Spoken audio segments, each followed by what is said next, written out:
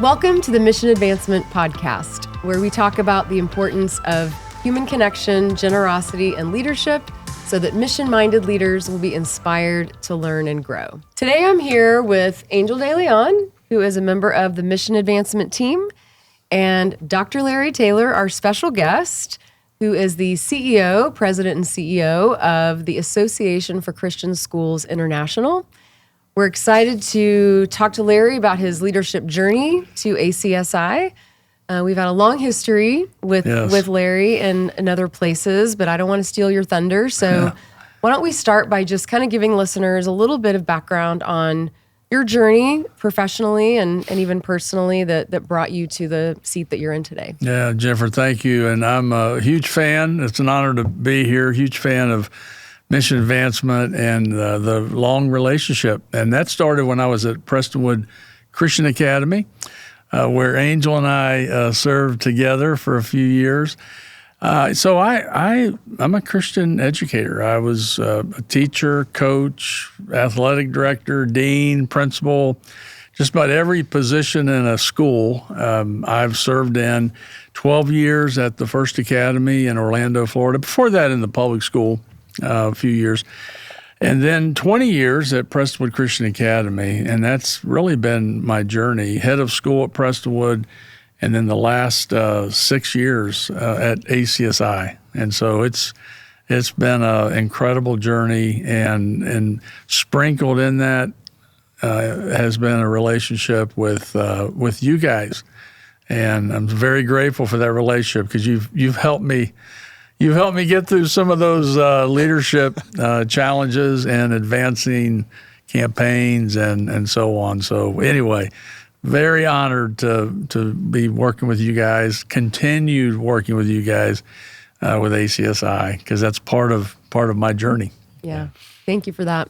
Well, you and Angel have a long history here together. You've been colleagues and on the staff at Prestonwood Christian Academy, as you mentioned. So I'm going to ask Angel to kind of drive a little bit of our questions today, and I'll add some follow-ups as we go. So Take it away, Angel. Thank you, Jennifer. And Larry, this is a special treat for us. We've been looking forward to this for all the reasons that you stated. You know, we believe deeply in Christian education. Yeah, amen. We believe that ACSI is uniquely positioned to help schools around the world do what they do better, but also just your friendship and your, kindness to us as a team over the years. So, and personally, I'm just honored to be here with you today. This is a big transition that you made a few years ago. Yeah. I remember being in a leadership meeting where you announced to us, and I remember thinking, oh, what happens now? Yeah. Because you're not somewhere for 20 years without leaving a deep, imprint, and you definitely did that. The other side of that was that God was opening up something different for you. Yeah. And so you went from what we could say was a micro, environment to an environment now where you got to use all those skills and talents and experiences that God allowed you to gain and begin to apply them at a global level. Amen. Yeah. What was that? What was the decision process like for you? And what were those points where you were just sort of checking yourself and saying, God, am I listening right? How did that look and feel for you as a leader? Yeah, well, great question. I think initially, you're right, being at Prestonwood for 20 years, saw myself retiring. As you were in the middle of it. We had a lot of projects going on, so there wasn't a lack of, we weren't in maintenance mode. We were still building some of the campuses, the inner city, special needs, North, those campuses. And I was comfortable. That was my world. And so when ACSI entered the picture initially, there was probably a no in my mind and heart on wanting to even be open to it. Of course, God has a way of getting one's attention, and through that process of just wrestling with 20 years with a lot still to do at Prestonwood, and all of a sudden transitioning to a global, from micro to macro. It was really, I think, just through the power of the Holy Spirit and God uprooting me and planting me. I think what excited me the most, what was the pull, was to do what we were working on at Prestonwood Christian Academy, which was to establish an authentic, Christ-centered, biblically based philosophy in every part of the school. To do that at a macro level, that excited me. Yeah. That excited me. Not that, I mean, I'm certainly not the only one that can do it, but that probably ultimately was that, okay, God, this is what you want me to do. And so, we jumped in. Was there fear and trepidation along the way where earlier we were talking in another conversation about imposter syndrome. Yeah. Like, is this really what I want to step into? Because that's a much bigger world and a lot of unknowns there. What was that like for you? There was fear. Yeah. I mean, there was fear. I mean, when I realized that God, when Delinda, my wife, when we realized, okay, God's doing something, the stir is turning into maybe a more formal, okay, God's up to something here. Yeah, no lie. There was fear because there was fear of, I know this environment. This is a known. Mm-hmm. I know the world of education, but I don't know how to. I've never led an organization that is where over 300 employees are primarily remote. Yeah. And I didn't know what leadership skills that I was used to at that micro level. I didn't know what would transfer, what would not transfer. So the fear of that was big. I mean, it was really big in my mind and heart. And, I've been there 6 years, and I'm still learning how to build culture, how to build trust, how to replicate the DNA of an organization, how to replicate that into a bunch of different offices around the world. Mm-hmm. So that fear was real, and man, I spent a lot of time with people who had done that. Went out and spent some time with 4 or 5 leaders of global organizations. That really helped me. But it was fear. I mean, there was a fear. I mean, even though I hate to admit that. I mean, I wish I could look you in the eyes and say, no, God was all in it, which He was. But I jumped in. But there was fear going into the unknown, no doubt. In a moment, I want to ask you about what you love about the macro. Yeah. But I'm curious, was there a moment after you made that decision, and maybe once you were in that seat at ACSI, where you received an affirmation? Like, what was there that first instant where you said, "This was the right decision for me as a leader"? Is there anything that comes to mind? That's a great question. I think yes, yeah. And I tell you specifically, there was a moment, and it was ironically over a Zoom. Mm-hmm. I mean, which I would have told you that probably it wouldn't have happened that way, but it happened that way. I was actually on a Zoom meeting with some of our global division leaders, just a handful of them. And one in particular was from South Asia, from India, Mark Taylor, no relationship. And we were talking, and he was showing me some pictures of some kids that they had rescued out of the brothels of the red light district, whose parents were in the human trafficking, sex trafficking. And he showed me some pictures, played some videos. You met Mark the other night. Yes.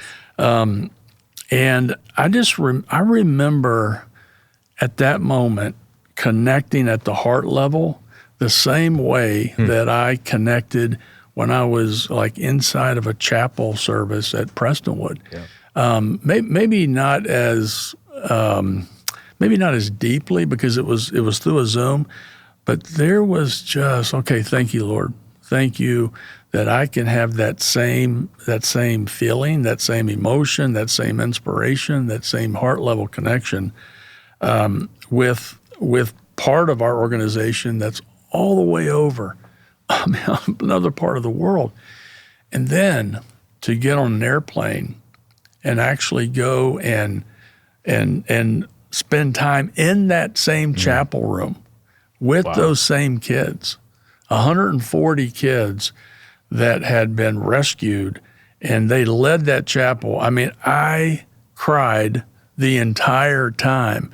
But early on, it was through a Zoom and through Mark Taylor saying, where God just said, okay, see, you love kids, you love working with their hearts and minds, and I'm going to give you an opportunity to do this on a global scale. It was a confirmation. Yeah, give you a gift for sure. Yeah. That's great. I'm thinking as a follow-up, as you made that transition and felt the call and the affirmation on a practical, just day-to-day leadership style, I have to imagine that you led a pretty cohesive team that came to the office every day, right, at Prestonwood. Now you're leading a very remote team, not just globally, but even in the U.S. You have staff all over the country. Practically, what was that? How did that feel for you? And were there things that you really had to adjust in terms of expectations or style that you had adapted to over a 20-year span in your previous role? Yeah, great question.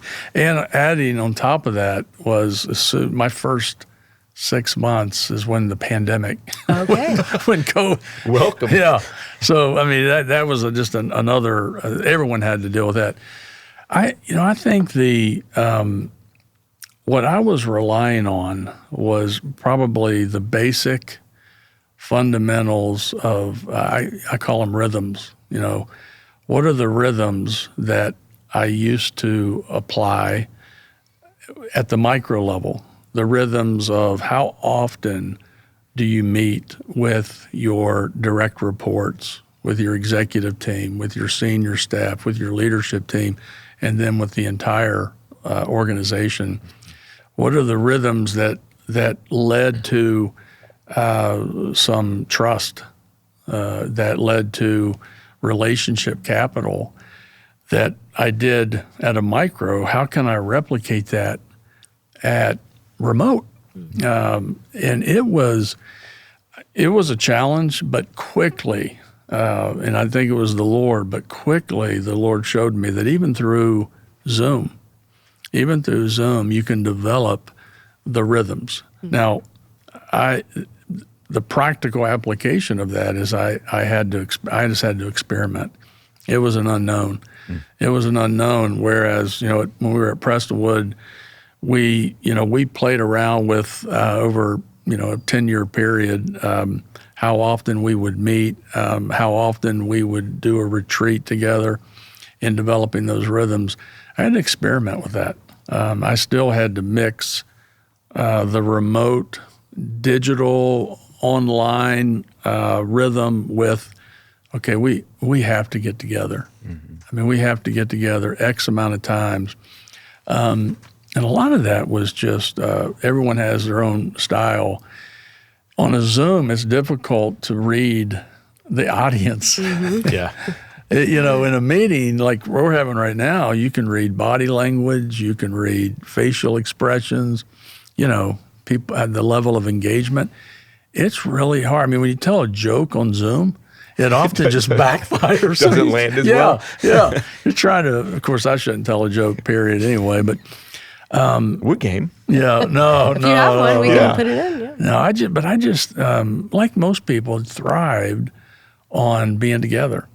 And so the practical part of that was, okay, how are we going to develop rhythms where we can still, we can accept this is who we are. This is the organizational paradigm that God has, created. How can we replicate those basic fundamentals of leadership and building teams, and then allowing a healthy level of autonomy in those teams to advance advance ACSI globally. I'm also curious, thinking about that shift. One of the things we talk about with leaders a lot is staying close to the mission and how important it is to stay close to the mission, especially if you're in the philanthropy side, in order to communicate well, right, with donors about what's happening on a day-to-day basis and talk about it with true kind of personal connection and experience. So I'm imagining as a head of school, you can walk the hallways every day and look at the high school kids or the kindergartners or whatever and get that mission moment. But in your current role, that might be more of a challenge. Yeah. So how do you stay close to the mission? Yeah, that's great. I'll go back to rhythm. So we implemented every Monday, we have a organization-wide chapel, 30 minutes. And it is 30 minutes of everywhere. And there's some people around the world that we don't ask them to get out of bed at 2 a.m., so they watch it later and they engage differently. But staying on mission, I think, in order to advance a mission, there has to be trust. There has to be the glue, that just the tendons and ligaments that I love what Henry Blackaby says. It's my favorite definition of leadership. He says, leadership is moving people onto God's agenda. And so that weekly touch point of praying together, it gave me an opportunity to get to know our staff. I didn't know how tall they were, until I saw them, at a leadership in-person meeting. But even to this day, even after we've had in-person meetings and everything, that weekly touch point where we focus on the mission.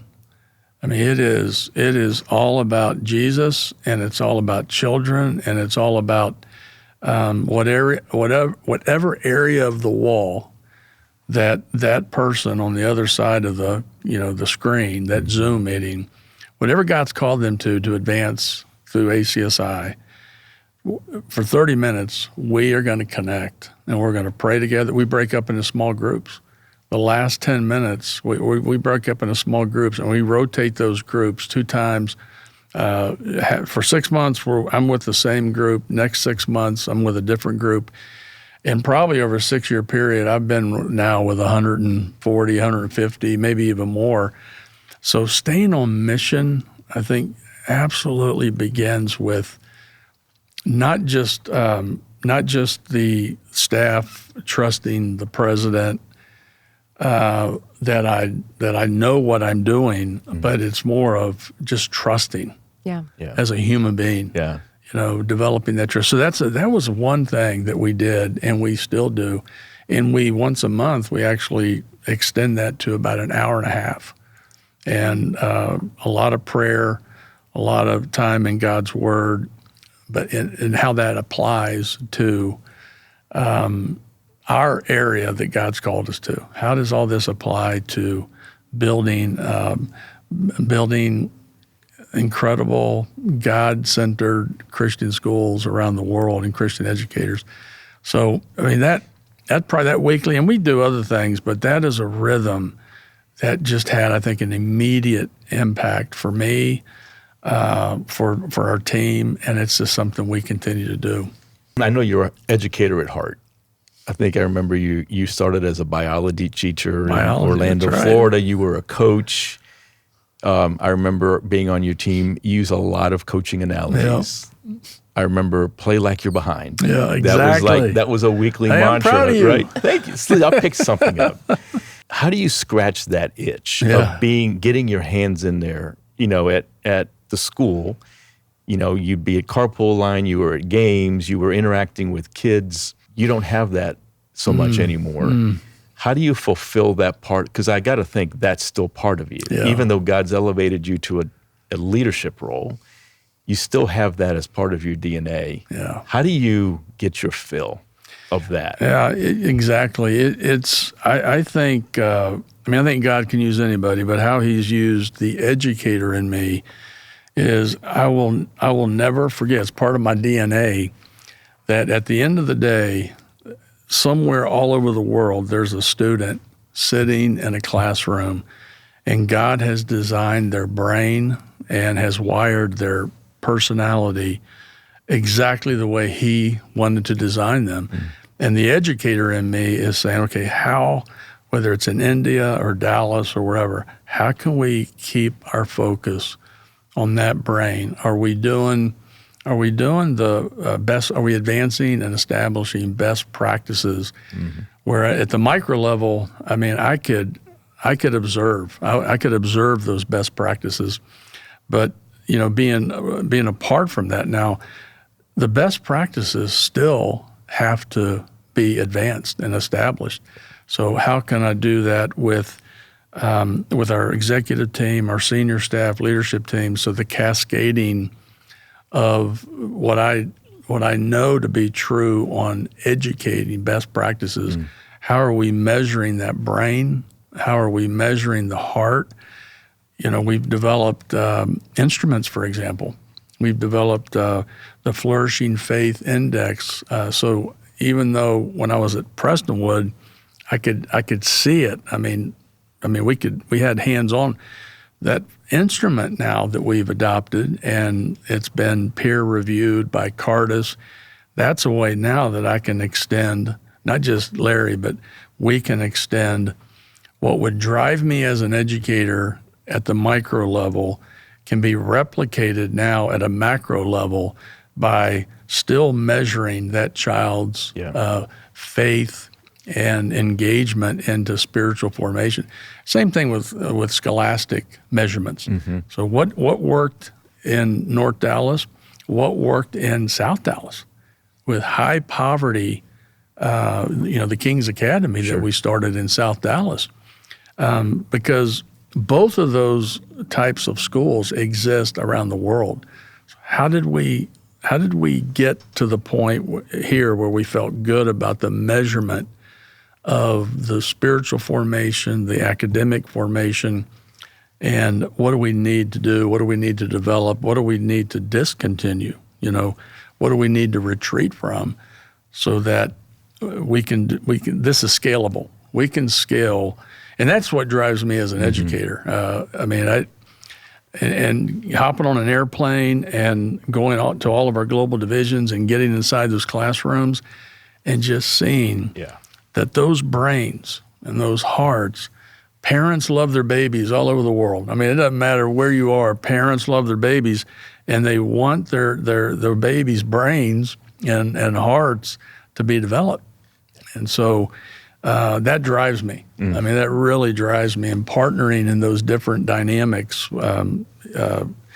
it doesn't change. It changes because I can't be there all the time, but the educator part of me, those best practices, those principles, they don't change. We just need to find the best way to replicate what we know leads to excellence. One of our themes, Larry, is around generosity. And obviously at Mission Advancement, we're in the philanthropy world, and financial generosity is an obvious definition, but really we want to expand the definition of generosity, knowing that, especially in leadership, that it requires generosity of time, of thought, of commitment, attention, all those things.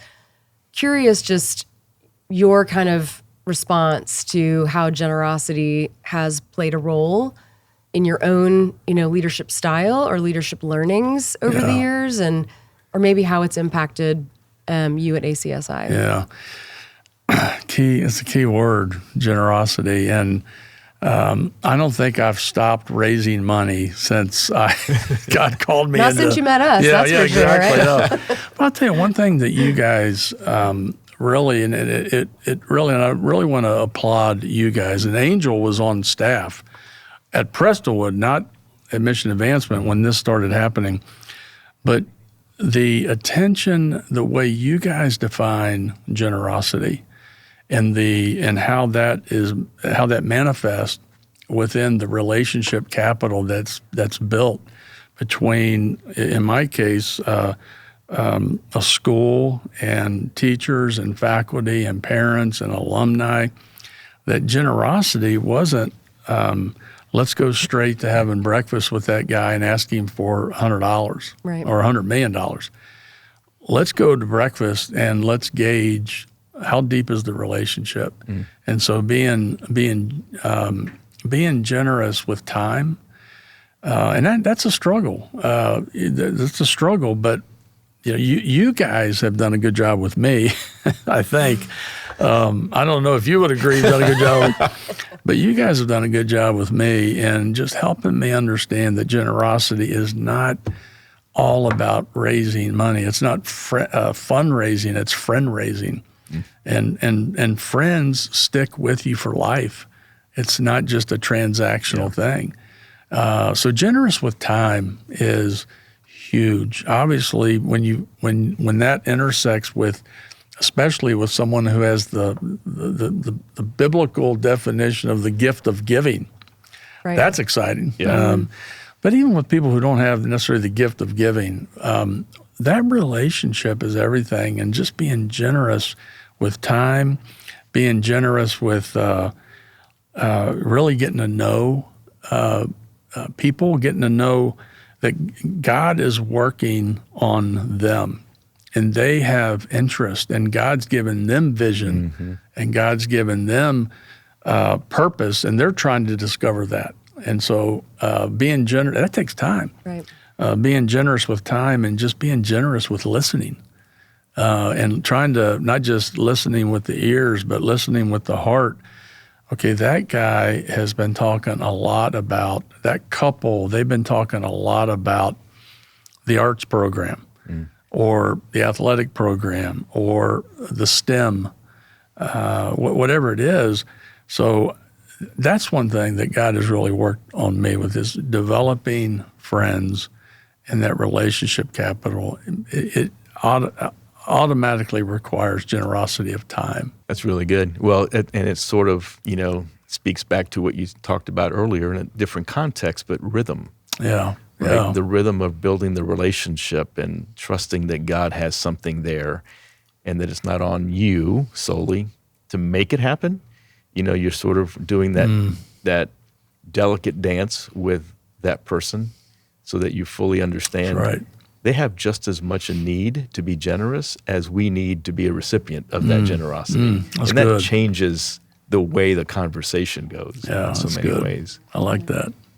So kind of as we think about wrapping up, we could talk, I would love to talk to you more about India and all the things that I know are happening at ACSI and want people to learn more about what you guys are doing around the world. But thinking about the kind of the leadership, specifically the leadership topic, one of the things we ask all of our guests is there anything recently that has required some courage from you as a leader? And whether it was a challenge or a tension, just we want people to be inspired by these conversations, that just because you may sit in a seat at the top of an organizational chart doesn't mean that we have it all figured out. Yeah. It's a journey. We're all learning and trying to surround ourselves with great people. But courage is a pretty common requirement, I think, in leadership. And I'm curious if you have anything recent that might be helpful for somebody to know. The first thing that comes to mind probably is, so we're in the middle of making a huge investment for us, for our organization, a multi-million-dollar investment into an IT global platform. But what transpired leading up to that was COVID hit. ACSI was struggling. Our budget dipped below. We had to lay people off, not unlike a lot of organizations. And building back our organization and the quality control parameters that are like the business model, the fundamentals of just the whole financial model, that took 2 or 3 years of really building that back. And we did. I mean, God blessed it. We built it back. Our quality control parameters had X amount for reserves. I mean, we were meeting all of the, but the courage, when God said, you need to get more serious about global, that I and ACSI is for a purpose. We didn't have a common database. We know the world is digital now and online, so all of our resources, training teachers had to be digital. We needed to have an IT infrastructure globally. Well, that costs a lot of money. And ACSI had not really, Skylar knows, you guys know, we were very young in raising money. And so I just felt a conviction to go to our board, our team and our board to say, we need to front this money. We need to use some of our reserves. We had hit a point where we could use some of the reserves and still have enough reserves. But, we're talking about several $1 million. And so we're right in the middle. In fact, we're getting ready to go live. This is 2 years ago. And I be honest with you, it took courage because, the return on investment, we haven't realized yet. Mm-hmm. And it's okay. And you're using reserves. And so, just walking through that and making sure that the Lord really has said, this is worth going for.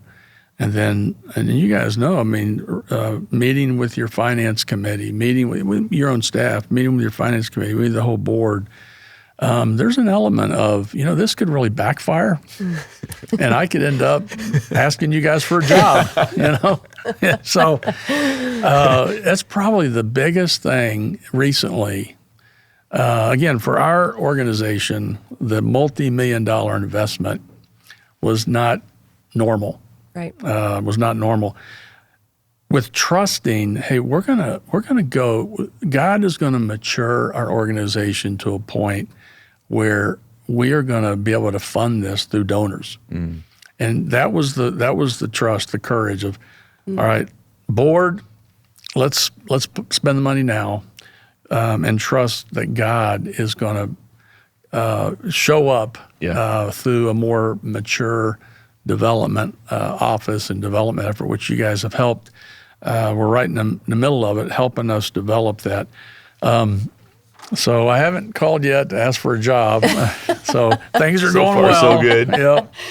Well, and it's a great example. We talk also at Mission Advancement about the importance of margin. That really wasn't part of our dialogue today, but you couldn't make that kind of investment if you didn't have margin.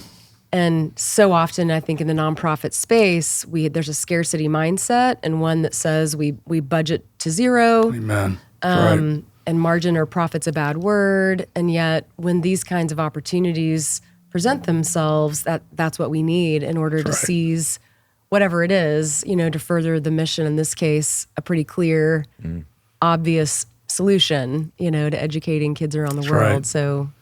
So great job on that. We're excited to see where it goes. I don't think you're going to be looking for a job, Larry. That's just my guess. All right. Well, thank you for giving us your time today, your generosity of just being here. I know you're a busy guy. You are on airplanes a lot.